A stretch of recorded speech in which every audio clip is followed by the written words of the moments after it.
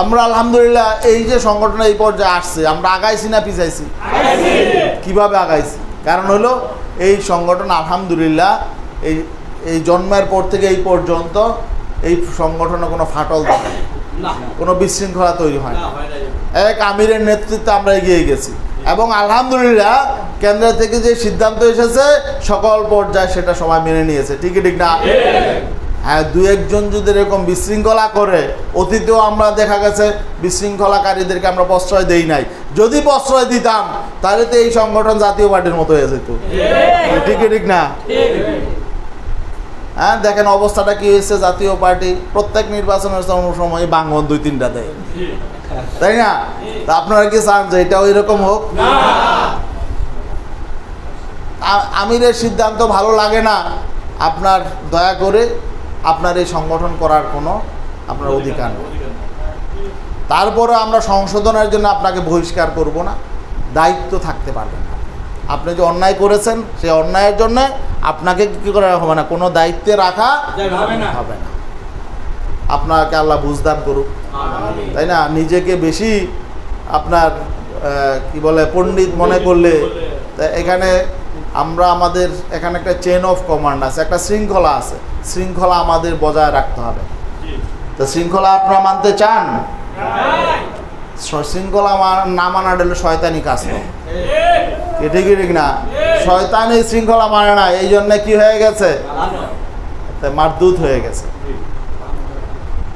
যাই হোক, তা আমরা এই সংগঠনের যারা দায়িত্বশীল আছি, এখানে অধিকাংশই দায়িত্বশীল।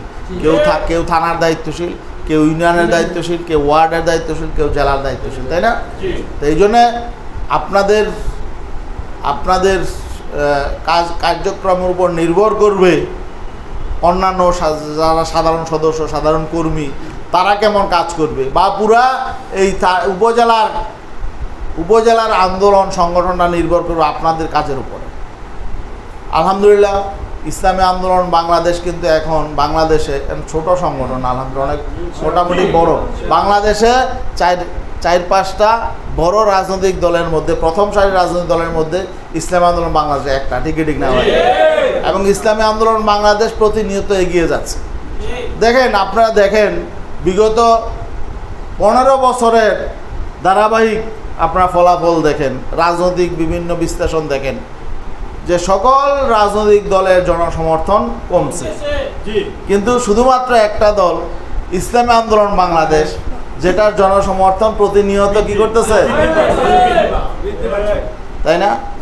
আলহামদুলিল্লাহ, হতাশার কিছু নাই। এগুলো আপনাদের এই এখলাস, আপনাদের শ্রম, আপনাদের চোখের পানি এর বদৌলতে এটা আগাচ্ছে, তাই না? এই জন্যে আপনারা হতাশ হবেন না, ধৈর্য ধারণ করে কাজ করতে থাকবেন, আল্লাহর নসরত আসবে। আল্লাহর তো ওয়াদা আছে, তাই না? তো আল্লাহ রাব্বুল আলামিন বলেছেন, নাসরুম মিনাল্লাহি ওয়া ফাতহুন কারীব ওয়া উখরা তুহিব্বুনাহা। এই কাজ করলে আল্লাহ জান্নাত দিবেন, এটা আগে ওয়াদা করছেন। গুনাহ মাফ করবেন, এটা ওয়াদা করছেন। এখন জান্নাত দেয়া, গুনাহ মাফ করা, এটা তো বাকি জিনিস। এখন সবারই মন চায় যে নগদে কি পাইলাম।